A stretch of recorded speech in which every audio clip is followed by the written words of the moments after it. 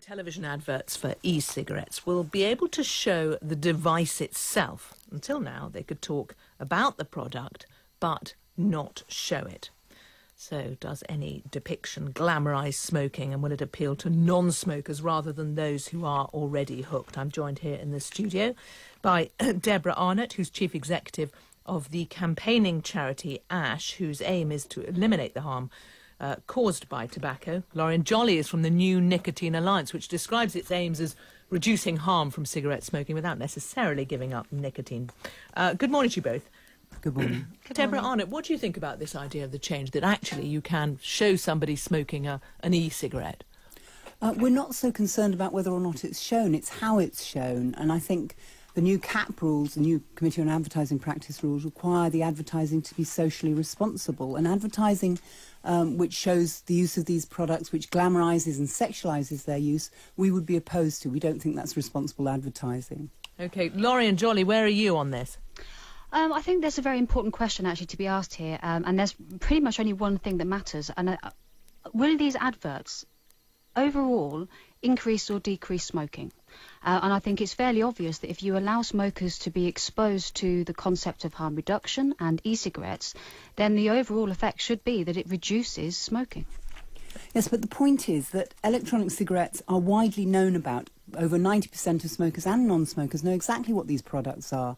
And actually what our research shows is that what smokers want to know is, are these products safe? Are they effective? They don't need to be glamorised to smokers in order to get across. You know, the point is that vaping is safer than smoking, but it's not harmless, and these products shouldn't be promoted in a way that encourages non-smokers to take up their use. What's wrong with glamorising them?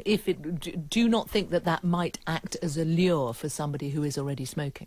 I think the point is it will act as a lure for someone who's not already smoking. And actually what we think, based on our research, is that our research shows that what smokers want to know is, are these products safe and effective? They don't need them glamorised to. And Lorien Jollye, they know how unglamorous smoking is. Lorien Jollye, you say that the only thing that matters is whether people who smoke go onto them. What about that question of whether people who don't smoke start using them as a result? Well, as Deborah's just pointed out, ASH have done a lot of work in this area, and a lot of it's very, very good. And one of the things that they've been able to show is that non-smokers, and certainly adolescents, are not especially interested in this product. There isn't any any level of non-smokers using these devices as they stand, and where there is e-cigarette use in adolescents, it's pretty much confined to those who smoke already, which is it's harm reduction in action, whether they're 17 or they're 27 or 57. So for you, it's a pretty much all-round good thing that they're advertising e-cigarettes? I absolutely think it's a good thing. I think it has to be, they have to be well done, they have to be appealing, and they have to be attractive. And much like any product that we see now, whether it's sanitary towels or e-cigarettes, everything is sold using glamorous imagery. Toothpaste is another example of using glamorous imagery. It's how products are sold. And if we want to entice smokers to try something else, and you're allowed to advertise, then you should be allowed to advertise in a way that appeals to people. But these products aren't like toothpaste. Actually, although vaping's a lot less harmful than smoking, it's still not harmless. We're talking about an addictive substance, and it shouldn't be promoted in the way that cigarettes used to be promoted in the dreadful old days gone by. Actually, I have to say that is a good point, Deborah. They are not like toothpaste, very much in the way that toothpaste doesn't have the potential to save quite a lot of lives.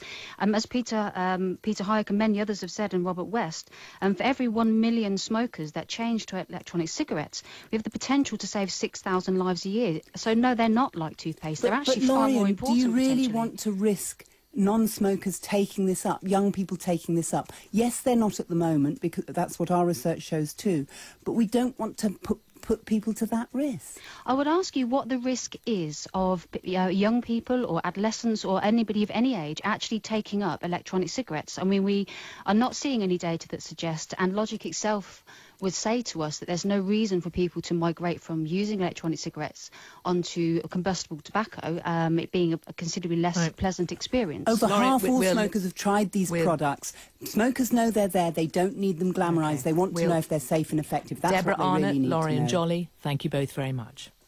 26 minutes past 7. Time for sport.